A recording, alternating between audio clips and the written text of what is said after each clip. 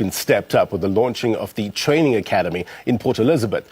Now, the FishFORCE Academy at the Nelson Mandela University is part of the new Ocean Sciences campus. Its main purpose is to combat sea fisheries crime and related criminal activities through the training of fisheries control officers, police officers and prosecutors. Trying to stop the theft of our marine life. The FishFORCE Academy will strengthen law enforcement to improve prosecution rates. Marine law enforcement officers are now able to obtain formal qualifications related to their field. Well, the university holds a central role because you need people who understand the intricacies between domestic and international law. Fisheries crime and the law of the sea is essentially international law.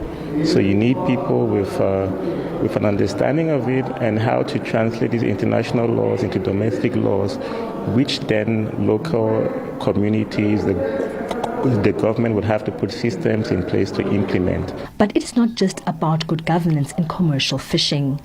As a researcher, my aim is to try to see how we can involve subsistence fishermen into the whole spectrum of good ocean governance and how we can alleviate or abate their poverty and unemployment. The United Nations estimates that the Southern and East Africa loses 12 billion rand to illegal and unreported fishing every year.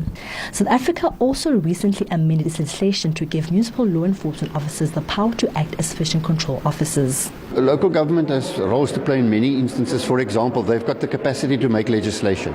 So the legislation that they make can have an impact on organized crime by creating the ability to charge people with other offences that are not part of national legislation. For example, you can control the use of diving equipment on the beaches. You can control the behavior of people in public amenities. Local fishermen are concerned, saying the implementation of such laws will marginalize them.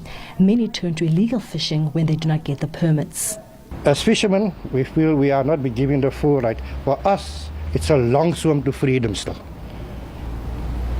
We don't know when will we be liberated, when will we receive our rights. Here is Christmas at hand. The families is looking for food on the table. The children want at least something to have dressed on. They can't. The Academy also has buy-in from Interpol, the African Union and the United Nations. Lerato Tipa, SABC News, Port Elizabeth.